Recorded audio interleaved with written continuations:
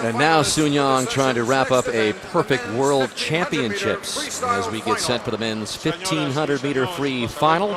Sun Yang, the heavy favorite, will be in the middle of the pool as the #1 qualifier in lane 4. Rowdy, a couple of Americans in this final 8, including the real surprise from earlier in the week, Michael McBroom, who will be in lane 1, the surprise silver medalist in the 800 as they come out. And you see Daniel Fogg in lane 8. Yeah, McBroom and Connor Yeager, 2 top Americans that will swim very well here and both have a great chance of getting up there and getting a medal. McBroom from Houston, Texas, went to Minnesota. He transferred back to Texas, where he just finished up school there. And that seems to have paid off training-wise, and it paid off big time with that surprise performance in the 800. So it's McBroom up there in lane 1. Jordan Harrison of Australia is the youngest in the field down in lane 7, just 18 years old. He was a finalist in both the 400 and the 800. Both of those events, of course, won here by Sun Yang. Paul Jonsson of the Faroe Islands is in lane 2. He took 7th in the 800 free earlier. And then down in lane 6 from Italy, you've got Gregorio Paltrinieri, who was 6th in the 800 free. All of these swimmers, Rowdy, just trying for some sort of miracle to get in there and give Sun Yang a little bit of pressure. Well, we saw a little bit of a miracle in that 50 free, didn't we, when Chromo Vijoyo went by Campbell, so who knows? Well, that's just anything one length, can happen. One length of the pool. This is the 30-length marathon, yeah, right? Big difference. And there is Yeager, who took bronze in the 400 free, and then, of course, was surprised by his countryman McBroom, which left Yeager on the outside of the podium in 4th in that 800 distance. And Ryan Cochran, 2-time Olympic medalist, silver behind Sun Yang, bronze in 08 behind. And so this guy's just spent a lifetime just trying to catch up to everybody else. So maybe it'll be as doubtful, though, as the 6'6" Sun Yang comes out.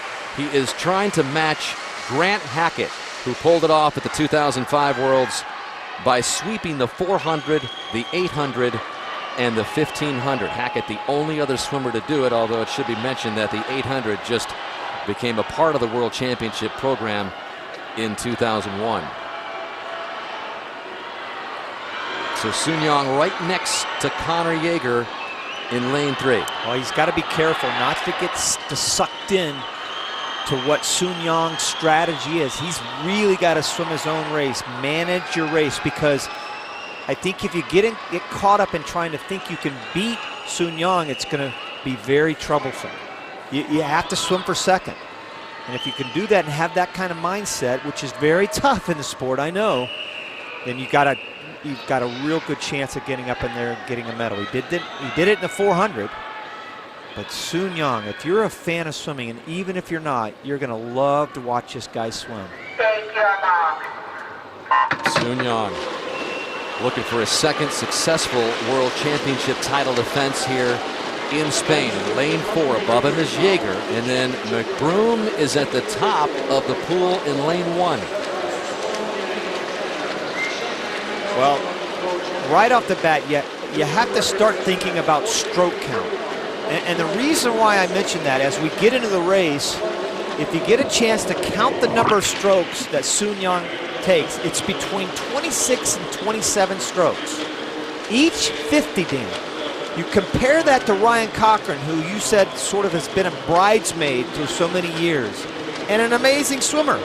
4th fastest performer in history.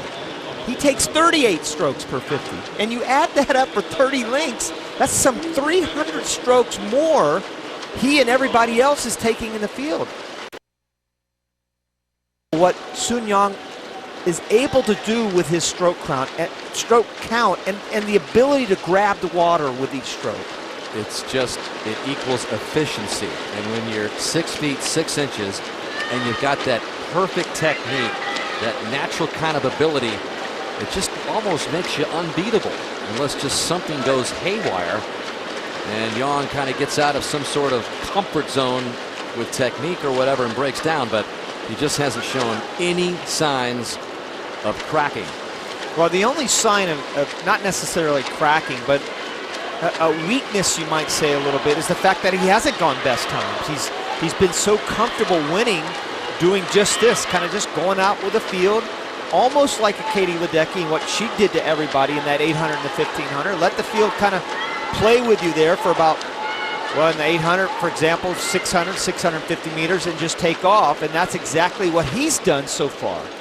It's been an emotional time for Sun Yang since last summer's Olympic Games. He recently had a falling out with his longtime Chinese national coach of some 10 years, and since then has really kind of been trying to put together the puzzle of his training regimen. And with more on that, let's send you down to Carolyn Mano. Well, Dan, that fallout with Xu Shigen, the Chinese men's coach, came right after the World Trials back in April. And after swimming alone for a little while, he's actually been working with former Chinese men's coach Zhang Yidong for about a month now leading into these trials. Longtime Australian coach Dennis Cottrell, who had been working with Sun for about 3 years leading into the London Olympics this year. He says that the last year has been very tough for Sun. He says he's an athlete that's still maturing at this point. Sun and Cottrell have a really good working relationship, haven't been able to train together since London, but this October they are set to reunite in Australia for 3 months, where Sun will have a guest training partner, Dan, in none other than Ryan Lochte. So Ryan Lochte looking to shake up his training as well, as we look forward to hearing from Ryan personally in a conversation with Lochte, who will also be a part of the U.S. men's medley relay at the end of the night, or towards the end of the night. And they are going head to head here. Ryan Cochran is staying with Sun Yang at the moment. Well, Cochran's a bit of a rabbit. He goes out very fast. He's able to come home the last 200 or 300. His race problem is in the middle of the race a little bit. You see Jaeger right there. McBroom is to the far left in lane 1. Again, very early in this race. But this American men's team, I think, has done a tremendous job, considering that the greatest male swimmer in history has retired. I mean, the coaching staff of Bob Bowman and Bruce Gimmel, Eric Hansen, Mike Bottom, they've all done just a tremendous job. Some of the coaches that are not here, like Greg Troy and Eddie Reese, Jack Barley, who we saw with Chase Kalish earlier. It's just the coaching in the United States is doing so well. That's why you saw 78 50 freestylers in the men's event swim and train in the United States, or have at least trained in the U.S. at some point. And as Cochran and Sun Yang continue to pretty much swim together there, worth noting that Sun Yang could have swam the 200 here at these World Championships. Yeah. And we said it earlier, Rowdy, you think that he very well could have won that, and that would have been pretty unbelievable to make it the 200, 400, 800, and the 1500, which he's swimming now as we approach the 500-meter mark. Third of these 30 lengths of the pool. So as they continue to swim in a race that'll take about 14.5 minutes, we'll take a short break and come back with the men's 1500 final.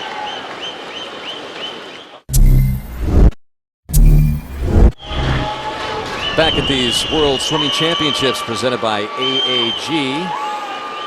And Sun Yang of China looking to defend his title in the 1500, still swimming just a little bit behind Ryan Cochran of Canada as they are approaching the halfway mark. And Rowdy, we were just saying that you think that Sun Yang's got plenty in the tank, that he's just kind of hanging around, waiting for his time to kind of kick on the jets. Well, one thing that you like to notice on a distance freestyler is their kick. You know, the kick gives you that great body position in the water. And again, Sun Yang has just tremendous body position. Look at that, Dan. That head position is in line with his spine. He's got tremendous posture. That line and that balance in the water is so critical. And again, stroke count. That stroke count that Cochran is taking now, those 37, 38 strokes per 50, is going to catch up with him when you've got a guy next to you taking 10 less strokes per 50 and just kind of hanging right there with you. So while Sun Yang continues to play cat and mouse with Ryan Cochran, it is Gregorio Paltrinieri of Italy down in lane 6 who continues to run in third, and Connor Jaeger of the United States up there in lane 3 in the 4th position, just trying to fight his way onto the podium somehow. Sun Yang taking about, again, 26, 27 strokes per 50. His last 100 was 59.1. Both Cochran and him are 59 lows consistently. They're staying right there together. Great overhead shot of Sun Yang on the left. Cochran, and you know, we were talking during the break, Dan, you said, God, it looks like Cochran's kind of flailing out there compared to Sun Yang. And yes, it does look like it.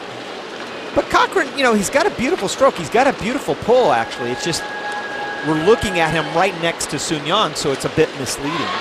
How frustrating is it, Rowdy, for a guy like Ryan Cochran, who has been so close in so many worlds and Olympics? He's just been bested by a guy that's been a little better. And now he's got Sun Yang, who by the end of his career could turn out to be the greatest ever. Boy, you know, how many guys have been through that? We talked about Laszlo Chet, with Phelps and yeah, Lochte. exactly, with the Phelps and Lochte business. And, you know, Cochran's run up against Sun Yang and Us Maluli, the guy that won the Olympic gold back in '08. Grant Hackett. I mean, he just is swimming in the wrong era for winning. I mean, he's swimming in the right era for getting up on the medal stand because he consistently wins medals. But, you know, he's pushing the pace, Dan, and that's one way if you're going to try to beat Sun Yang is to push the pace early to where he's uncomfortable. You want to make Sun Yang as uncomfortable as possible, and that's what Cochran is doing. Believe me, Sun Yang does not want to go this fast going out. He wants to lay back and have him push the pace, and you can see how far ahead he is of Jaeger right there, Paltrinieri on the other side of pushing the pace. Now Jaeger also swimming very well, swimming much smarter here, kind of knowing he's getting into a race for the bronze, which is setting up nicely for him. He's a great back half swimmer. Yeah, Jaeger up there in lane 3, putting a little bit of pressure on Paltrinieri down in lane 6. And it is Sun Yang in lane 4 below him. Cochran with just a little bit of a lead. Well, you've got 300 meters left to go here, so you've got 6 lengths. I expect Sun Yang in about 100. Another 100 to say, okay, I've had enough of this. It's time to go. Yeah. Cochran still leads it. And Sun Yang still trailing by just a head above him. And then it is Connor Jaeger up there in lane 3 trying to chase down Paltrinieri in lane 6. I'll give you an example. Last summer when he broke the world record, Dan, Sun Yang I'm talking about, won the gold medal. His last 50 of his 1500 was faster than any 50 swum of the men in the 200 freestyle. Does that make sense? Except for their first 50. The second, third, and fourth 50s, nobody went faster than Sun Yang's last 50 in the 1500. Michael McBroom up there in lane 1 is running 5th right now. Behind Cochran, Sun Yang, Paltrinieri, Jaeger. As they make the turn, 200 meters left. Yeah, Jaeger can see Paltrinieri. There's no doubt about it. He's breathing to his right, so when he comes home, he can see him, but he's got to start closing the gap a lot now. Cochran put a little push on Sun Yang here. Still maintaining the lead. Paltrinieri putting a push on as well, and Jaeger up there in lane 3, just trying to get into the top 3. Well, again, Cochran is trying to push that pace. He's trying to make him hurt early. You know, Sun Yang is not in the best of shape. I mean, it's been proven that. Carolyn talked about the transitions he's had to make, the emotional energy that he's had to expend. I like Cochran's kick. This would be, no doubt in my mind, the hugest upset, but I still don't think it's going to happen. All right, so they are that close with 2 lengths of the pool left. Sun Yang trying to defend his world championship title and just cement his invincibility as a distance freestyler and sweep the 400, the 800, and the 1500. But Ryan Cochran of Canada trying to stay with him, and there he goes, turning on the jet, Sun Yang. Yeah. Well, I was wrong. He didn't wait until 200. He waited until about 75 left. So Sun Yang making the turn for home. Cochran is second. and the race is on for bronze. But it's Gregorio Paltrinieri down there in lane 6 who is going to get ahead of Connor Yeager, who's up there in lane 3. So that is the way they're going to finish. Sun Yang continues his dominance here in Spain in the distance. 400, 800, 1500. Ryan Cochran in a familiar position with the silver. Paltrinieri with the bronze, and Yeager in 4th. And there is McBroom up there in lane 1 and 5th. So a measured performance, and he loves to celebrate. Took him a minute to catch his breath. It wasn't easy, but he sure made it look that way the last 75 meters, didn't he, Dan?